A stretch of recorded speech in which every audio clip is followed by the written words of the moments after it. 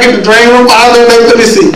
বেশি কথা বললে বাঁচালের একটা মিস্টেক হয়ে যাবে কথা বলতে বলতে। সাংবাদিক দম্পতি সাগররুনিকে নিয়ে অশালীন মন্তব্য করার রেশ কাটতে না কাটতেই বঙ্গবন্ধু কন্যা প্রধানমন্ত্রী শেখ হাসিনা সম্পর্কে লন্ডনের সংবাদ সম্মেলনে এ ধরনের মন্তব্য ও কটূক্তি করেন মাহফুজুর রহমান। সাংবাদিক ও নাগরিক সমাজ এর তীব্র নিন্দা ও প্রতিবাদ জানিয়ে মাহফুজুর রহমানকে গ্রেপ্তারের দাবি জানান। প্রতিবাদের ঝড় ওঠে দেশ জুড়ে। সাংবাদিকদের দুশমন অবিলম্বে মাহফুজুর রহমানকে গ্রেফতার করতে হবে। এই অবস্থায় বুধবার ঢাকার সিএমএম আদালতে মাহফুজুর রহমানের বিরুদ্ধে মানহানির মামলা করেন যুবলীগ নেতা এমদাদুল হক এমদাদ। আদালত মামলাটি আমলে নিয়েছেন। এ বিষয়ে বৃহস্পতিবার আদেশ দেওয়া হবে।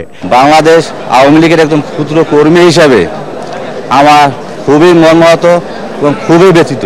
মাননীয় প্রধানমন্ত্রী ও আওয়ামী লীগ সভানেত্রী শেখ হাসিনাকে আজকের যে আসামি এটিএন বাংলা চেয়ারম্যান জনাব মাহফুজুর রহমান, উনি তাকে বাঁচাল বলে একটা আনুষ্ঠানিকভাবে অনুষ্ঠানের মাধ্যমে উনি আখ্যায়িত করেছেন।